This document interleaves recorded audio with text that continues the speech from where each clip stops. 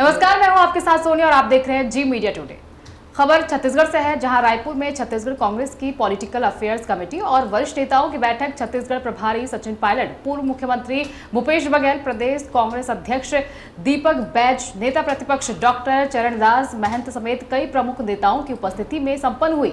बैठक में एआईसीसी द्वारा दिए गए दिशा निर्देशों पर संगठनात्मक मजबूती के लिए आगामी माह की कार्य योजना तैयार की गई। केंद्रीय एजेंसियों के दुरुपयोग के खिलाफ आंदोलन की रणनीति पर भी चर्चा की गई।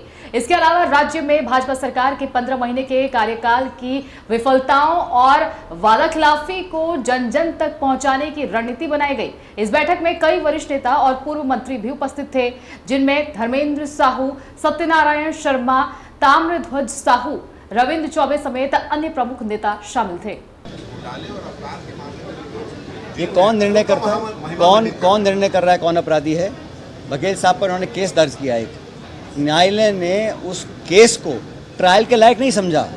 एक तो होता है कि ट्रायल में आपका पुख्ता एविडेंस नहीं, आप बरी हो जाते हैं। उस केस को ट्रायल के लायक नहीं समझा, तो ये तमाचा है ना न्यायालय का सरकार के ऊपर। बड़ा आसान है, किसी को आरोपी बना दो, उसका चरित्र हनन कर दो, उस पर एफआईआर कर दो और न्यायालय अपना काम करता रहेगा। लेकिन जो अंतरकाल में जो प्रोसेस है, उसमें आप लोगों को पॉलिटिकली दबाना चाहते हैं। तो ये कहना कि कोई आरोपी है या कोई मुलजिम है, ये काम न्यायालय का है, ये सरकार का काम नहीं है, एजेंसी का काम नहीं है।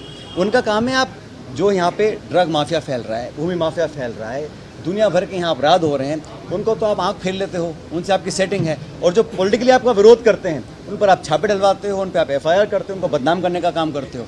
और ऐसा हो सकता है कि पूरे छत्तीसगढ़ में जो भाजपा का गमछा पहन ले वो सब साधु संत हैं, उन्होंने कोई अपराध नहीं किया होगा आज तक भी। लंबी फहरिस्त है हम लोगों के पास, लेकिन जो अब दरोगा भी वही और जांच करने वाले भी वही और सत्ताधारी भी वही, तो ये तो गलत है ना। और बीजेपी का सिंपल है, आप विपक्ष में रहोगे तो आरोपी रहोगे, आप दल बदल लो तो वो छींटे मारते, गंगा जल के छिड़क के आपको बिल्कुल साफ सुथरा कर देते हैं। तो ये दुनिया इस बात को देख रही है, मैं खुद नहीं कह रहा हूँ, ये अलग अलग राज्यों में होता आया है। ये दबाव डालने की टैक्टिक्स होती है। और मैं उनसे इसलिए मिलने गया था, वो अपराधी है नहीं, ये तो न्यायालय तय करेगा।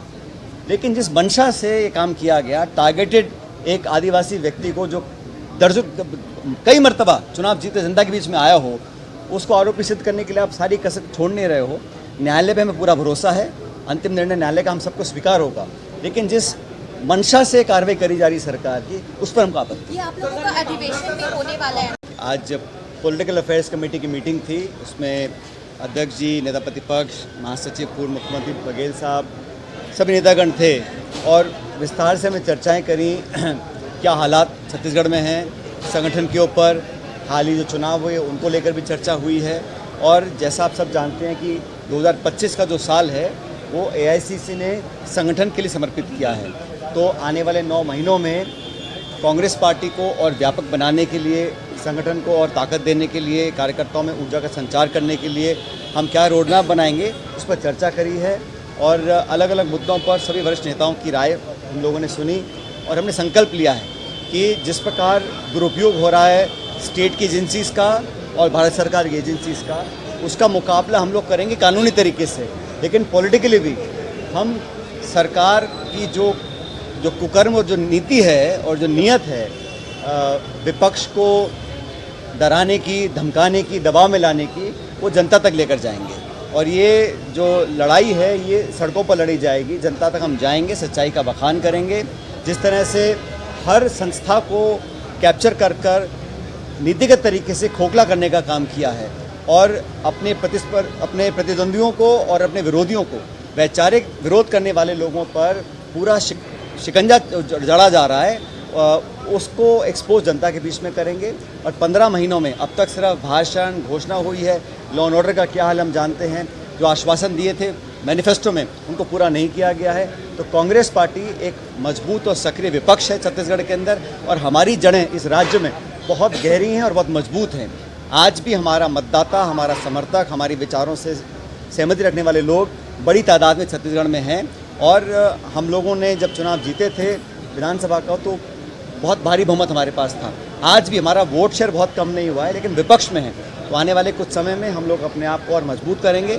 और भाजपा की जो सरकार है डबल इंजन की दिल्ली और रायपुर में, उनका मात्र एक ही काम है, ध्यान डाइवर्ट करना, खोद कर नए मुद्दे निकालना, महंगाई, बेरोजगारी और किसानों पे जो आपदा आई है उससे अपना पल्ला झाड़कर विवादित मुद्दों को हवा देना, हमेशा धर्म, जाति, संप्रदाय, हिंदू मुसलमान, मंदिर मस्जिद को रेखांकित करना, लोगों को भ्रमित रखना, लोगों को हमेशा इन जज्बाती मुद्दों में फंसा के रखना, ताकि मूल समस्याओं पे जो लोगों का ध्यान जाना चाहिए उससे ध्यान भटका रहे। आप सब जानते हैं कि AICC का अधिवेशन गुजरात में होने वाला है, उसकी तैयारी भी छत्तीसगढ़ में हो रही है। हमारे प्रतिनिधि यहाँ से बहुत सारी संख्या में वहाँ जाएंगे और वहाँ से जो खड़गे जी, राहुल जी का जो संदेश होगा उसको पूरे छत्तीसगढ़, पूरे प्रदेश में हम लोग लेकर जाएंगे। और मुझे लगता है हमने बूथ तक हमारे नियुक्तियाँ, जो हमारी पद खाली हैं उनको पूरा भरेंगे और जो निष्क्रिय हैं उनका हमने शुरुआत कर दी है बदलाव करने की। और अनुशासन, प्रदेश कांग्रेस में कोई भी अगर अनुशासनहीनता पाई जाएगी उस पर तुरंत हम लोग कार्रवाई करेंगे।